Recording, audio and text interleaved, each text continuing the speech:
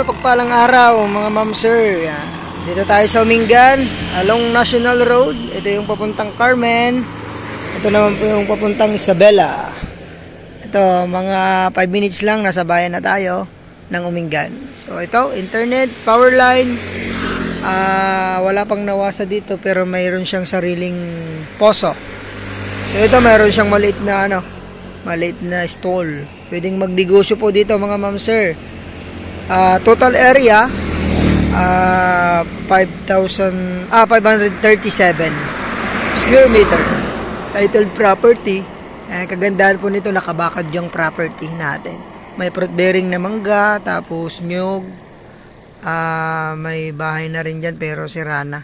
So napakaganda gawing business. Kahit anong business dito pwede.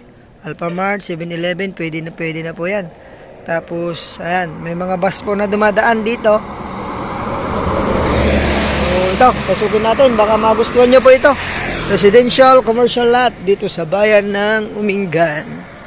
Titled property, ayan, ginawang store dati. Tapos, tignan nyo naman po yung bakod. So, yun lang. Di tayo makapasok ngayon kasi, ayun, wala yung seller nito. Papasilip ko na lang sa inyo mga ma'am sir. Ayan yung bakod na sa likod, bakod na rin. Nakabakod na rin po sa likod. Tapos side, bakod na rin. Tapos kanan, bakod na po. Ayan. Ating bahay nila, ayun.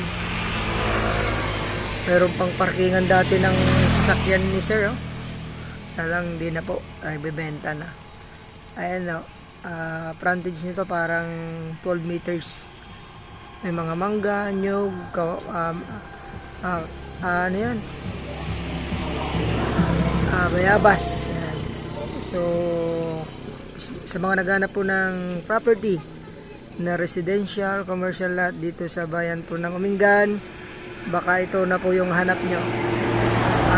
Price ni seller dito 900 kuya.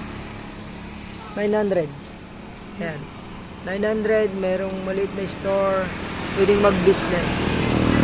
So, ayan, wala man pong nasambit kung sagot nyo lang capital gains. Pero, ayan, dadirect tayo sa seller. Pag nagustuhan nyo to, kausap po agad sa inyo yung seller nito. Ayun, salamat po. God bless sa ating lahat. Kaya po yung nagilunan ng pantanong biya.